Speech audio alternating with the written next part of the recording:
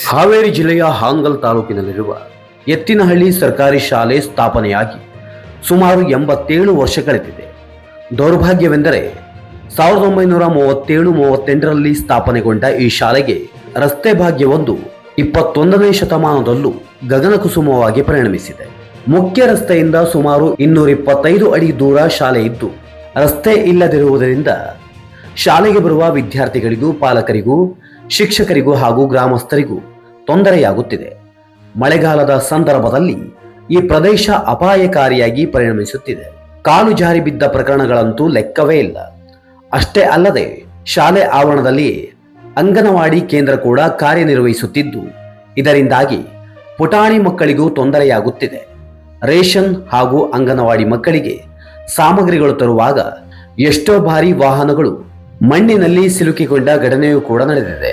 Sir, ನಾವು ಶಾಲಿಂದ ಬರಬೇಕಾದ್ರೆ ಭಾಳ ಕಷ್ಟ ಆಕತ್ರಿ. ಎಲ್ಲ ನೀರು ಬಂದು ರೀ ಇದು ಆಕತ್ರಿ. ನಾವು ನಮ್ಮ ಮಿಸ್ಗಳೆಲ್ಲ ಬರ್ರಿ ನಮಗೆ ಪಾಠ ಮಾಡ್ಬೇಕಂದ್ರೆ ತುಂಬ ಕಷ್ಟ ಆಕತ್ರಿ. ಅವ್ರು ಬರೋಕೆ ರೋಡ್ನಾಗ ಗಾಡಿ ಎಲ್ಲ ಸಿಕ್ಕಂತಾವ್ರಿ. ಮತ್ತು ರೇಷನ್ ಬರಬೇಕಾದ್ರೆ ರೋಡಿನ ನಾವು ಇಳಿಸ್ಕೋಬೇಕ್ರಿ. ಹಾಗಾಗಿ ನಮಗೆ ಕಷ್ಟ ಆಕತ್ರಿ. ಎಲ್ಲರೂ ನಮಗೆ ರೋಡ್ ಮಾಡಿಸ್ಕೊಡ್ಬೇಕಂತ ಕೇಳ್ತೀನಿ.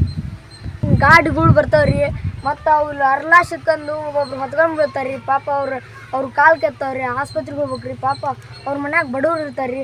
ಅದಕ್ಕೆ ರೀ ರೋಡ್ ನಮ್ಮ ಕಡೆ ಅಂತ ಚಂದ ಮಾಡಿಸ್ಕೊಡ್ರಿ, ರೋಡ್ ಚಂದಾಗಲಿ ಅಂತ ನಮ್ಮ ಕಡೆ ಅಂತ ಬಿಡ್ತಾರೆ. ನಾವು ತಾಲೂಕಿನ ಶಾಸಕರಿಗೆ ಹೇಳಿದ್ವಿ, ತಹಸೀಲ್ದಾರ್ ಸಾಹೇಬರಿಗೆ ಹೇಳಿದ್ವಿ, ಮತ್ತು ಗ್ರಾಮ ಪಂಚಾಯತ್ಗೆ, PD ಅವರಿಗೆ, ಅಧ್ಯಕ್ಷರಿಗೆ ಎಲ್ಲರಿಗೆ ಹೇಳಿ ನಮಗೆಲ್ಲರೂ ಯಾರೂ ಕ್ಯಾರ ಮಾಡ್ತಾಯಿಲ್ಲ ಈ ರೋಡಿನ ಬಗ್ಗೆ. ಅನೇಕ ಬಾರಿ ರಸ್ತೆ ನಿರ್ಮಾಣಕ್ಕಾಗಿ ಅನುದಾನ ನಿಗದಿಪಡಿಸಲಾಗಿದ್ದರೂ ಪ್ರತಿ ಬಾರಿ ರಸ್ತೆ ಇರುವ ಸ್ಥಳದ ಕುರಿತು ಗೊಂದಲವಿರುವ ಕಾರಣದಿಂದಾಗಿ ಅನುದಾನ ವಾಪಸ್ಸು ಹೋಗುತ್ತಿರುವುದು ಗ್ರಾಮಸ್ಥರ ಬೇಸರಕ್ಕೆ ಕಾರಣವಾಗಿದೆ. ಈ ಕುರಿತಂತೆ ಸ್ಥಳೀಯ ಗ್ರಾಮ ಪಂಚಾಯತ್ ಅಧಿಕಾರಿಗಳಿಂದ ಹಿಡಿದು ಜಿಲ್ಲಾಧಿಕಾರಿಗಳಿಗೆ ಹಾಗೂ ತಾಲೂಕಾ ದಂಡಾಧಿಕಾರಿಗಳಿಗೆ, ಸಹಾಯಕ ಆಯುಕ್ತರು ಸೇರಿದಂತೆ ಎಲ್ಲ ವಿವಿಧ ಸ್ತರದ ಅಧಿಕಾರಿಗಳಿಗೆ ಮನವಿ ನೀಡಲಾಯಿತಾದರೂ ಯಾವುದೇ ಪ್ರಯೋಜನವಾಗಿಲ್ಲ. ವರದಿ Maruti NK, Shri DY news, Mudhol.